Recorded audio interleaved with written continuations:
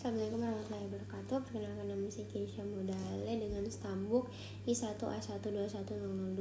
Di sini saya akan menjelaskan mengenai pengaruh limbah organik terhadap kualitas perairan. Dan seperti yang kita semua ketahui bahwa ancaman terbesar kita, utamanya di setiap teluk, adalah dihasilkannya limbah organik, baik limbah domestik maupun limbah industri. Nah, limbah domestik selama ini menjadi ancaman paling besar mengingat aktivitas penduduk di kota meningkat dari tahun ke tahun. Nah, ini merupakan beberapa contoh daripada pembuangan limbah organik yang langsung mengarah ke laut. Nah, karena kita membahas mengenai buangan limbah organik, pasti erat kaitannya dengan kapasitas asimilasi. Nah, pertanyaannya sekarang, sebenarnya kapasitas asimilasi itu apa? Nah, salah satu indikator yang dapat digunakan untuk mengetahui kualitas perairan yang erat kaitannya dengan pencemaran akibat buangan limbah organik adalah berdasarkan pada kapasitas asimilasi. Apabila kapasitas asimilasi di suatu perairan terhadap limbah organik tinggi, diperkirakan kondisi perairan tersebut mempunyai kemampuan dalam mentolerir limbah.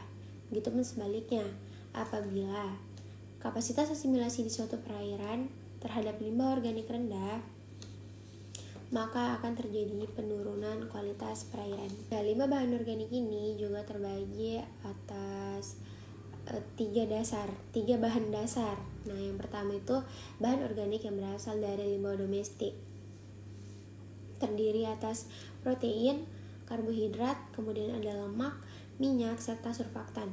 Kemudian bahan organik yang berasal dari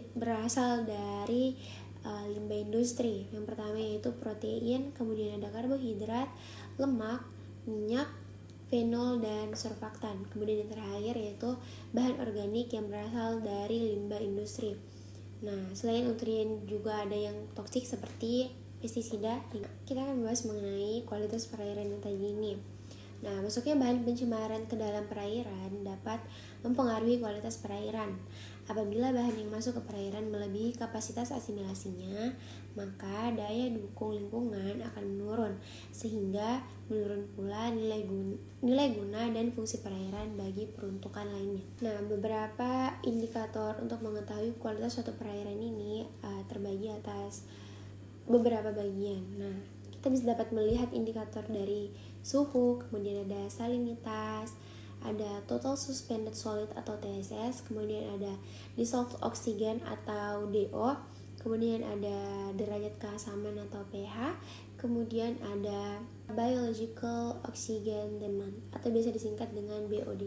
Nah, sebenarnya bahaya daripada limbah organik ini tuh pada kualitas perairan itu sebenarnya apa? Nah, sampah organik ini menghasilkan cairan lisit yang berbahaya. Nah, cairan ini bisa mengurangi kualitas tanah dan air di sekitar sampah. Selain itu, tumpukan sampah organik juga menghasilkan gas metana.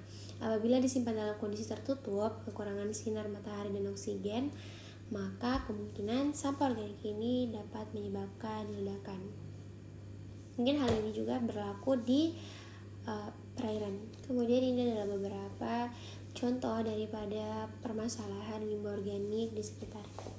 Bahkan ada yang lebih berbahaya, di mana di Teluk Jakarta ditemukan bahwa indikasi parasetamol di perairan Teluk Jakarta itu amat sangat tinggi.